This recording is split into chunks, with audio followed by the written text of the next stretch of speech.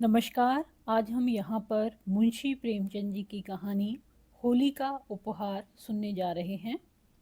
मैकूलाल अमरकांत के घर शतरंज खेलने आए तो देखा वह कहीं बाहर जाने की तैयारी कर रहे हैं। पूछा, कहीं बाहर की तैयारी कर रहे हो क्या भाई? फुर्सत हो तो आ जाओ, आज दो चार बाजियां हो जाएं। अमरकांत ने संदूक में आईना कंघी रखते हुए कहा, नहीं भाई, आज तो बिल्कुल फुर्सत नहीं है। कल जरा ससुराल जा रहा हूँ, सामान आमान ठीक कर रहा हूँ। मैकू, तो आज ही से क्या तैयारी करने लगे? चार कदम तो है, शायद पहली बार जा रहे हो। अमर, हाँ यार, अभी एक बार भी नहीं गया। मेरी इच्छा तो अभी जाने को न थी, पर ससुर जी आग्रह कर रहे हैं। मैकू, तो कल शाम को उठना और चल देना, आध घंटे में तो पहुंच जाओगे। अमर, मेरे हृदय में तो अभी से जाने कैसी धड़कन हो रही है। अभी तक तो कल्पना में पत्नी मिलन का आनंद लेता था, अब वह कल्पना प्रत्यक्ष हुई जाती है। कल्पना सुंदर होती है, प्रत्यक्ष क्या होगा कौन जाने। मैकू, तो कोई सौगात ले ली है? खाली हाथ न जाना, नहीं मुंह ही सीधा ना होगा। अमरकांत ने कोई सौगात न लिया था, इस कला में अभी अभ्यस्त न हुए थे। मैकू बोला, तो अब ले लो। भले आदमी, पहली बार जा रहे हो, भला वह दिल में क्या कहेगी। अमर, तो क्या चीज़ ले आऊं? मुझे तो इसका ख्याल ही नहीं आया। कोई ऐसी चीज़ बताओ जो कम खर्च और बालांशीन हो, क्योंकि घर भी रुपए भेजने हैं, दादा ने रुपए मांगे हैं। मैकू माँ बाप से अलग रहता था, व्यंग करके बोला, जब दादा ने रुपए मांगे हैं तो भला कैसे टाल सकते हो? दादा का रुपए मांगना कोई मामूली बात तो है नहीं। अमरकांत ने व्यंग न समझकर कहा, हाँ, इसी वजह से तो मैंने होली के लिए कपड़े भी नहीं मंगवाए। मगर जब कोई सौगात ले जाना भी जरूरी है तो कुछ न कुछ लेना ही पड़ेगा। हल्के दामों की कोई चीज बतलाओ। दोनों मित्रों में विचार विनिमय होने लगा। विषय बड़े ही महत्व का था। उसी आधार पर भावी दाम्पत्य जीवन सुखमय या इसके प्रतिकूल हो सकता था। पहले दिन बिल्ली को मारना अगर जीवन पर स्थायी प्रभाव डाल सकता है, तो पहला उपहार क्या कम महत्व का विषय है? देर तक बहस होती रही, पर कोई निश्चय न हो सका। उसी वक्त एक पारसी महिला एक नए फैशन की साड़ी पहने हुए मोटर पर निकली। मैकूलाल ने कहा, अगर ऐसी एक साड़ी ले लो तो वह जरूर खुश हो जाए। कितना सूफियाना रंग है और बजा कितनी निराली। मेरी आंखों में तो जैसे बस गई। हाशिम की दुकान से ले लो, 25 में आ जाएगी। अमरकांत भी उस साड़ी पर मुग्ध हो रहा था। बधू यह साड़ी देखकर कितनी प्रसन्न होगी और उसके गोरे रंग पर यह कितनी खिलेगी। वह इसी कल्पना में मग्न था। बोला, हाँ यार, पसंद तो मुझे भी है, लेकिन हाशिम की दुकान पर को पैकेटिंग हो रही है पिकेटिंग हो रही है, तो होने दो। खरीदने वाले खरीदते ही हैं, अपनी इच्छा है तो चीज चाहते हैं खरीदते हैं। किसी के बाबा का साझा है।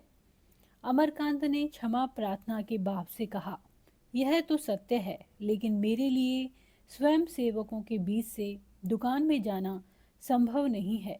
फिर तमाशियों की हरदम भीड़ भी तो लगी रहती है। मैकू ने मानो उसकी कायरता पर दया करके कहा, तो पीछे के द्वार से चले जाना, वहां पिकेटिंग नहीं होती। किसी देशी दुकान पर ना मिल जाएगी, हाशिम की दुकान के सिवा और कहीं नहीं मिलेगी। संध्या हो गई थी। अमीनाबाद में आकर्षण का उदय हो गया था। सूर्य की प्रतिभा विद्युत प्रकाश के बुलबुलों में अपनी स्मृति छोड़ गई थी। अमरकांत दबे पांव हाशिम की दुकान के सामने पहुंचा। स्वयं सेवकों का धरना भी था और तमाशियों की भीड़ भी।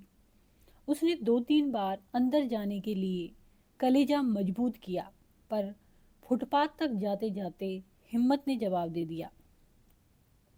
मगर साड़ी लेना जरूरी था। वह उसकी आंखों में खुभ गई थी। वह उसके लिए पागल हो रहा था। आखिर उसने पिछवाड़े के द्वार से जाने का निश्चय किया। जाकर देखा, अभी तक वहाँ कोई वॉलंटियर न था। जल्दी से एक सपाटे में भीतर चला गया और 20-25 मिनट में उसी नमूने की एक साड़ी लेकर फिर उसी द्वार पर आया। पर इतनी ही देर में परिस्थिति बदल चुकी थी। 3 स्वयंसेवक आ पहुंचे थे। अमरकांत 1 मिनट तक द्वार पर दुविधा में खड़ा रहा, फिर तीर की तरह निकल भागा और अंधाधुंध भागता चला गया। दुर्भाग्य की बात, एक बुढ़िया लाठी टेकती हुई चली आ रही थी। अमरकांत उससे टकरा गया। बुढ़िया गिर पड़ी और लगी गालियां देने। आंखों में चर्बी छा गई है क्या? देखकर नहीं चलते, ये जवानी ढह जाएगी एक दिन। अमरकांत के पांव आगे न जा सके। बुढ़िया को उठाया और उससे क्षमा मांग रहे थे कि तीनों स्वयंसेवकों ने पीछे से आकर उन्हें घेर लिया। एक स्वयंसेवक ने साड़ी के पैकेट पर हाथ रखते हुए कहा, विलायती कपड़ा ले जाए का हुक्म नहीं ना? बुलाइत है तो सुनत ना ही हो। दूसरा बोला, आप तो ऐसे भागे जैसे कोई चोर भागे। तीसरा, हजारन मनई पकड़ पकड़ी के जेहल में भरा जाता है। देश में आग लगी है और इनका मन बिल्लाती माल से नहीं भरा। अमरकांत ने पैकेट को दोनों हाथों से मजबूत करके कहा, तुम लोग मुझे जाने दोगे या नहीं? पहले स्वयंसेवक ने पैकेट पर हाथ बढ़ाते हुए कहा, जाए कसन देई, बिल्लाती कपड़ा लेके तुम यहाँ से कबो न जा ही सकत हो। अमरकांत ने पैकेट को एक झटके से छुड़ाकर कहा, तुम मुझे हरगिज नहीं रोक सकते। उन्होंने कदम आगे बढ़ाया, मगर 2 स्वयंसेवक तुरंत उसके सामने लेट गए।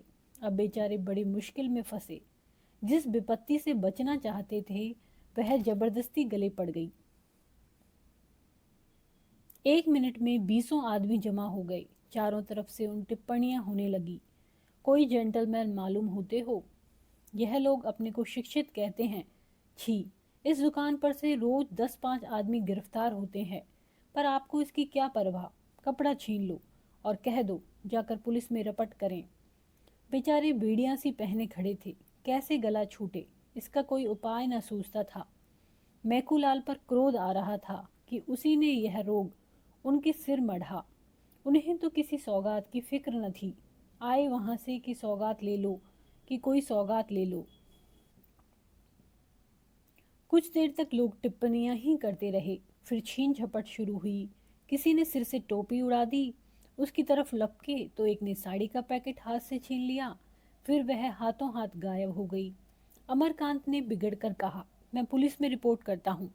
एक आदमी ने कहा, हाँ हाँ जरूर जाओ और हम सभी को फांसी चढ़वा दो।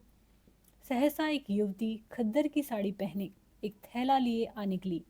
यहाँ यह हुड़दंग देखकर बोली, क्या मामला है? तुम लोग क्यों इस भले आदमी को दिख कर रहे हो? अमरकांत की जान में जान आई। उसके पास जाकर फरियाद करने लगे, ये लोग मेरे कपड़े छीनकर भाग गए हैं और उन्हें गायब कर दिया। मैं इसे डाका कहता हूँ, यह चोरी है। इसे मैं न सत्याग्रह कहता हूँ न देश प्रेम। युवती ने दिलासा दिया, घबराइए नहीं, आपके कपड़े मिल जाएंगे। होंगे तो इन्हीं लोगों के पास। कैसे कपड़े थे? एक स्वयंसेवक बोला, बहन जी, इन्होंने हाशिम की दुकान से कपड़े लिए हैं। युवती, किसी की दुकान से लिए हों, तुम्हें उनके हाथ से कपड़ा छीनने का कोई अधिकार नहीं है। आपके कपड़े वापस ला दो।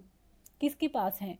एक क्षण में अमरकांत की साड़ी जैसे हाथों हाथ गई थी वैसे ही हाथों हाथ वापस आ गई। जरा देर में भीड़ भी गायब हो गई, स्वयं सेवक भी चले गए। अमरकांत ने युवती को धन्यवाद देते हुए कहा, आप इस समय न आई होती तो इन लोगों ने धोती तो गायब कर ही दी थी, शायद मेरी खबर भी लेते। युवती ने सरल भर्त्सना के भाव से कहा, जन संपत्ति का लिहाज सभी को करना पड़ता है, मगर आपने इस दुकान से कपड़े लिए ही क्यों? जब आप देख रहे हैं कि वहाँ हमारे ऊपर कितना अत्याचार हो रहा है, फिर भी आप न माने।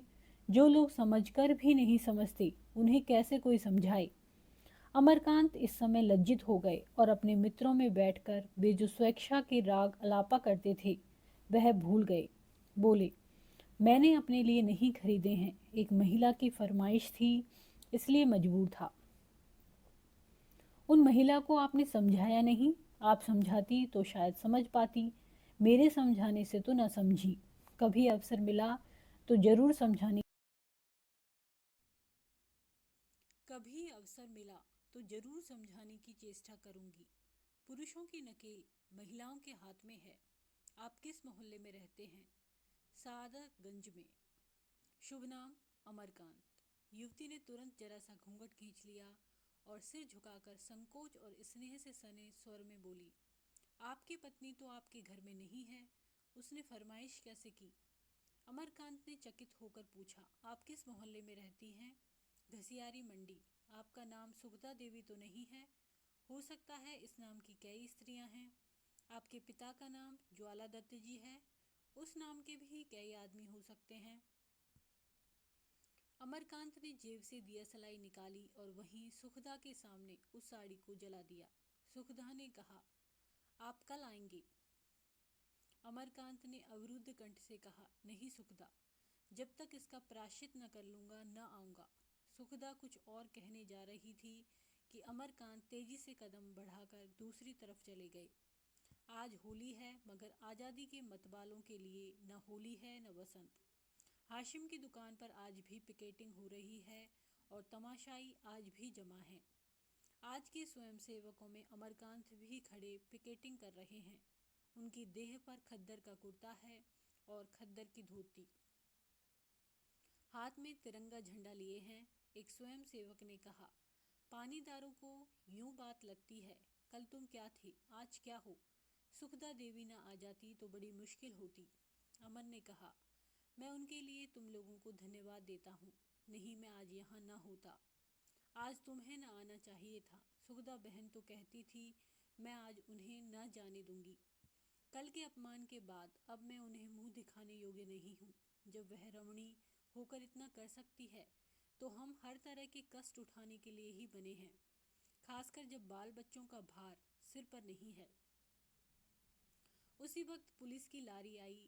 एक सब इंस्पेक्टर उतरा और स्वयं सेवकों के पास आकर बोला, मैं तुम लोगों को गिरफ्तार करता हूँ। वंदे मातरम की ध्वनि हुई। तमाशियों में कुछ हलचल हुई। लोग दो दो कदम और आगे बढ़ाए। स्वयं सेवकों ने दर्शकों को प्रणाम किया और मुस्कुराते हुए लारी में जा बैठे। अमरकांत सबसे आगे थे। लारी चलना ही चाहती थी कि सुखदा किसी तरफ से दौड़ी हुई आई। उसके हाथ में एक पुष्पमाला थी। लारी का द्वार खुला था। उसने ऊपर चढ़कर वह अमरकांत के गले में डाल दी। आंखों में स्नेह और गर्व की दो बूंदें टपक पड़ी। लारी चली गई। यही होली थी, यही होली का आनंद मिलन था। उसी वक्त सुखदा दुकान पर खड़ी होकर बोली, विलायती कपड़े खरीदना और पहनना देशद्रोह है।